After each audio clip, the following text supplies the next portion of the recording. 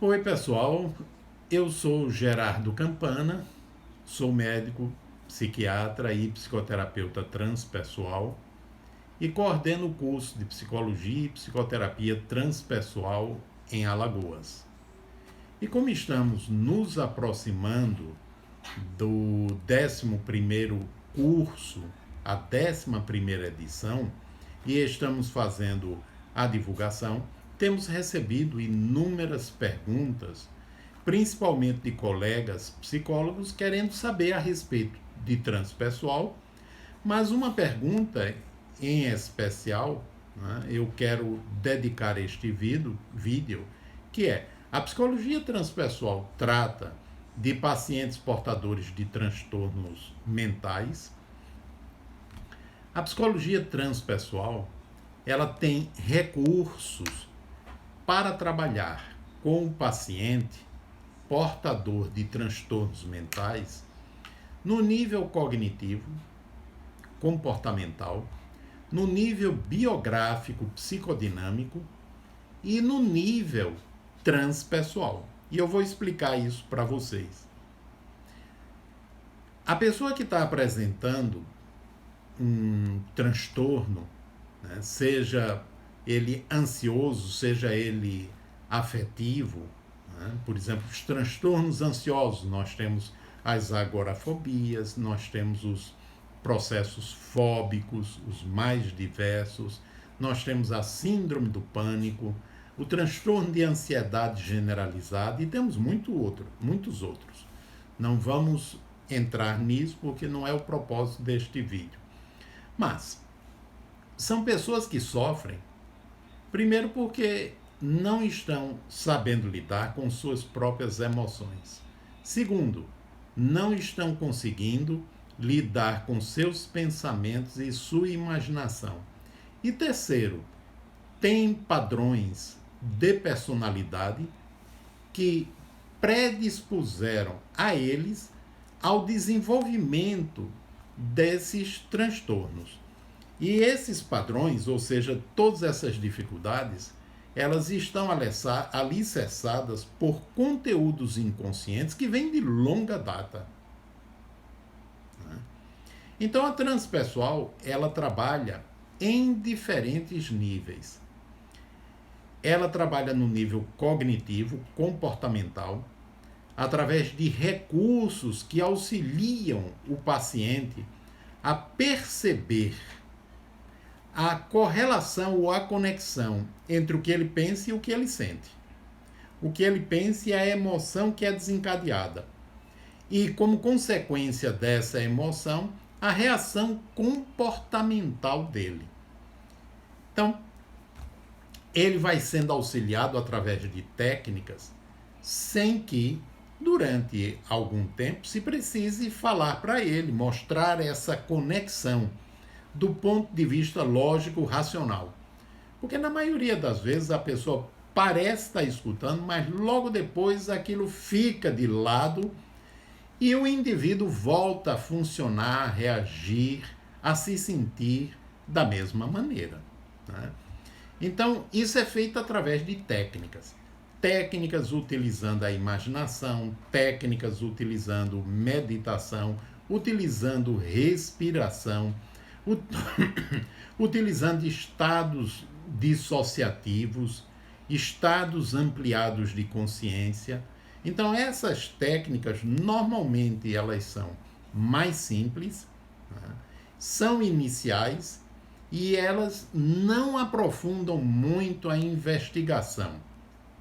Elas são utilizadas normalmente no começo da psicoterapia, tanto com o objetivo de treinar o paciente do ponto de vista mental, emocional, como para abrir caminho para que a mente inconsciente comece a trazer informações. E essas informações são utilizadas tanto do ponto de vista cognitivo, como também para a aplicação de outras técnicas que possam aprofundar a investigação.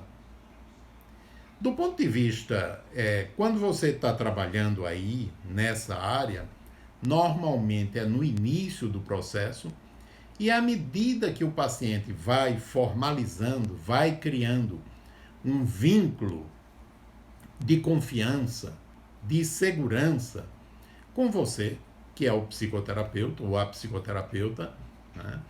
Vai havendo a possibilidade de trabalhar com técnicas que aprofundam mais. Técnicas de prospecção do inconsciente, técnicas que utilizam sensação no corpo, por exemplo, o resultado do medo, né, da ansiedade no corpo, né, ou os sintomas afetivos como ponto de partida para investigar o que está por trás, o que está lá no inconsciente mais profundo.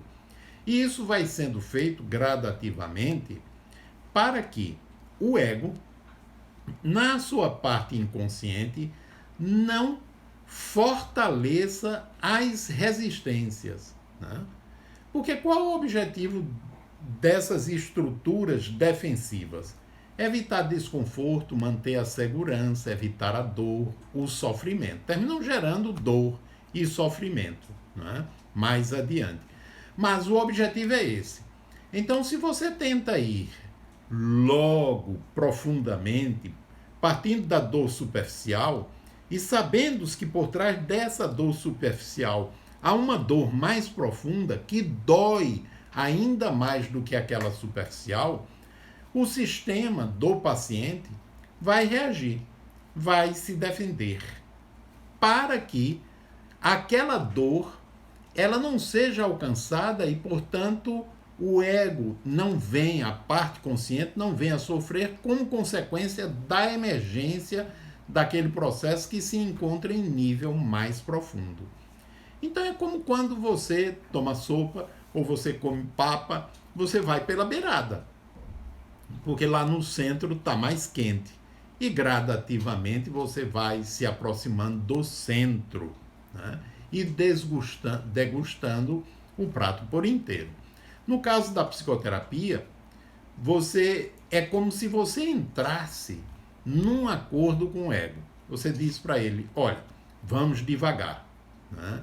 Eu sei que lá dentro está algo muito doloroso e você também sabe.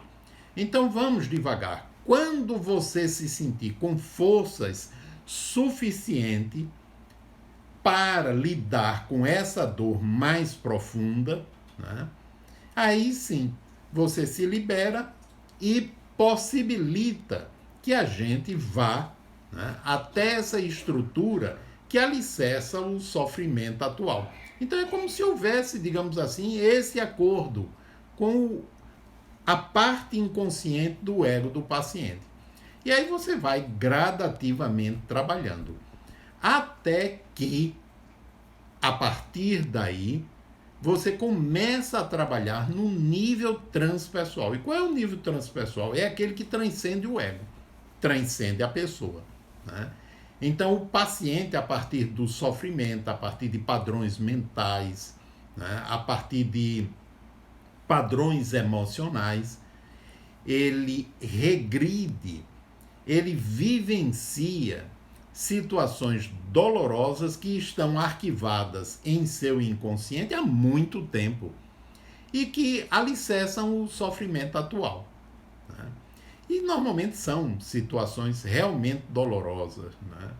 Né? Se o medo superficial já causa sofrimento e dor para o paciente, imagine aquilo que está por trás, lá no inconsciente, que é o que origina ou dá substrato para que esse medo de superfície exista na atualidade.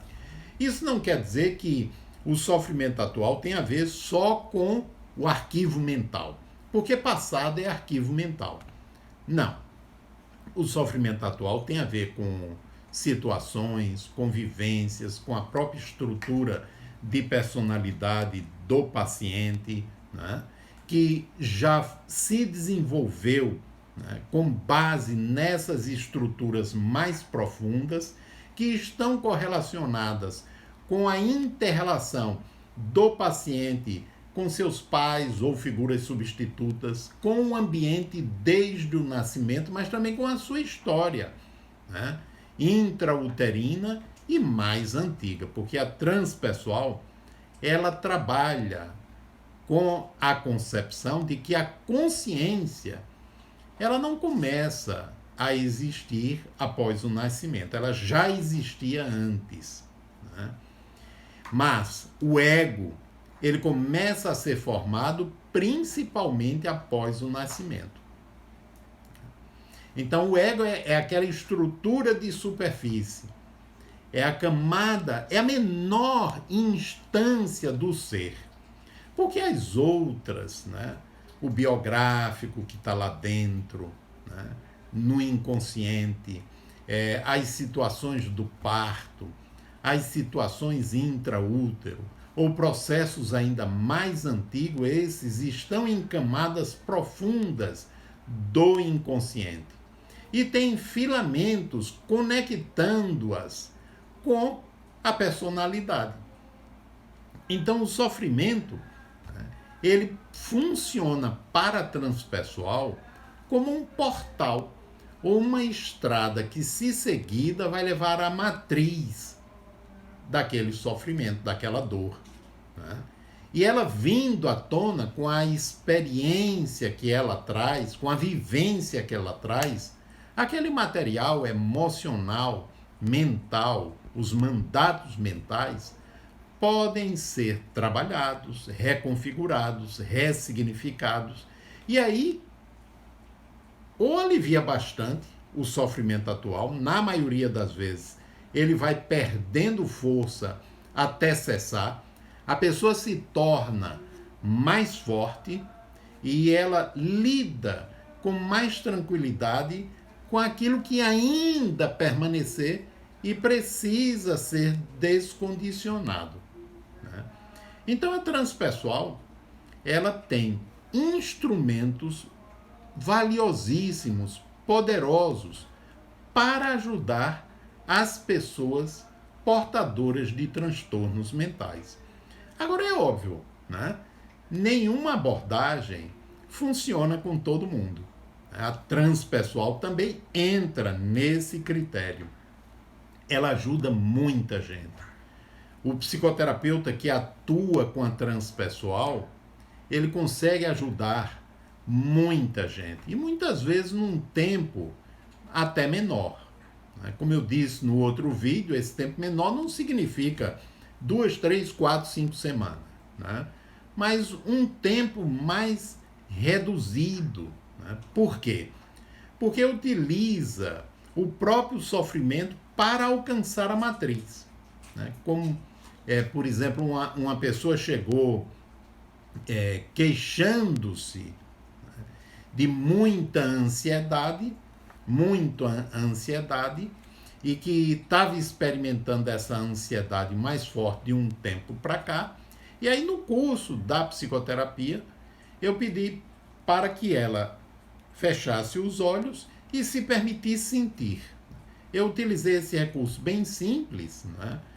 Mas não com o objetivo de atingir um nível mais profundo, mas com o objetivo de mostrar para aquela pessoa que ela se concentrando, aquilo inclusive poderia cessar, né?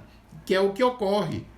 Muitas vezes a pessoa se concentra, se permite sentir, e aí aquele sofrimento ele começa a diminuir, e aí ele cessa ou diminui consideravelmente. Não vou explicar agora, senão demandaria mais tempo. Então eu propus esse exercício, a pessoa se sentou confortavelmente, fechou os olhos e se permitiu sentir aquela ansiedade. Ela foi aumentando, né? E em lugar de diminuir, ele passou direto, né, para uma experiência lá atrás no tempo, na infância. Era o primeiro dia de ir à escola. Tinha uns 4 aninhos, mais ou menos, né? E estava com a mãe, e a mãe o conduzia para a escola. E estava apavorado, estava com medo, não queria ir, mas a mãe o conduzia né, com uma certa impaciência. Né? Não havia acolhimento em relação àquele medo que aquela criança estava sentindo. E chega na escola, a mãe o entrega à professora, dá as costas e vai embora. Então, ele entra em pânico e começa a chorar. Né? A professora o leva para a sala de aula, deixa ele chorando, né? E apenas diz que comece a brincar, pede aos outros colegas que vão lá falar com ele. Com os colegas chegando, ele termina se distraindo e aquilo cessa. Mas no dia seguinte se repete, no outro dia também, até que ele se acostuma. E ele volta para essa experiência. Né? E aí a gente começou, eu comecei a trabalhar com ele em relação àquela criança que aflorou para ajudá-la a superar o medo, a ressignificar a emoção e poder descobrir sua força interior. Mas aí você pode perguntar, mas aquilo não aconteceu daquele jeito? Você vai mudar o passado? Lembre que não é mais passado, é presente, é arquivo mental. Aquilo está lá na mente, como uma lembrança, com uma carga emocional dolorosa, negativa, de muito medo. Né? E conectada com o hoje do paciente, porque foi quando ele mudou de setor na empresa onde ele trabalhava para assumir um novo cargo, que ele começou a ficar tão tenso que entrou numa crise de ansiedade. E a partir daí a ansiedade generalizada. Então eu comecei a trabalhar com ele para ajudá-lo enquanto criança, porque a criança veio à tona, né? E a fala inclusive era de criança, não era o adulto que ali estava, era criança, como se aquilo tivesse ficado aprisionado no tempo do inconsciente, como se fosse uma gravação, mas uma gravação com a qual você pode interagir. Não é uma gravação estática, porque você pode interagir com aquela criança. E eu interagi com aquela criança, ajudei-a, né? E quando fiz a integração com o adulto de hoje, houve, a partir daí, uma mudança significativa. Aquela ansiedade que o paciente estava sentindo cessou, né? E ele assumiu o novo trabalho, ele já tinha assumido, mas começou a se relacionar com o novo cargo de uma forma bem diferente, muito mais tranquila. Né? Por quê? Porque aquela estrutura foi modificada. E ela sendo modificada tem uma repercussão sobre hoje. E a ideia, eu não vou ser capaz, né? Cessou. E você não precisa falar para o paciente, você é capaz. Você trabalha isso num estado expandido de consciência, um transe. E naquele transe, para aquela criança, você vai possibilitando as mudanças. E essas mudanças, elas são absorvidas pela totalidade do ser. E a partir daí, o adulto de hoje sente bem diferente. Então eu poderia citar inúmeros casos, mas não quero me delongar neste vídeo, né, porque o objetivo era apenas mostrar, dizer que a transpessoal tem muitos recursos para trabalhar, como eu disse, na instância do cognitivo comportamental, porque trabalha com tarefas. Tarefas são passadas para que o paciente realize em casa. Trabalha no nível biográfico psicodinâmico, que é do nascimento para cá. Trabalha no nível intrauterino, que é a partir da concepção até o nascimento. E trabalha no nível transpessoal, que é aquele que antecede o intraútero. Então, são ferramentas valiosas. E muita gente pode pensar que a regressão de memória é a única ferramenta da transpessoal. Não é. São muitas ferramentas. E você pode utilizar, por exemplo, Nós utilizamos, né, a cadeira quente da Gestalt, né, para introduzir o paciente num estado ampliado de consciência e, a partir daí, interagir no nível transpessoal com as figuras que fazem parte das vozes interiores relacionadas com os limites, com os bloqueios, com os sofrimentos atuais. Então, são recursos poderosos, né, nesse sentido que eu estou falando, que podem ajudar ao psicoterapeuta comprometido, humano e competente a ajudar um número grande de pacientes, né, que procuram ele. É óbvio, eu estou dizendo um número grande, porque alguns pacientes você não vai conseguir trabalhar no nível transpessoal, mas é um número pequeno. Alguns, um número pequeno também, vão ter dificuldade para trabalhar no nível biográfico.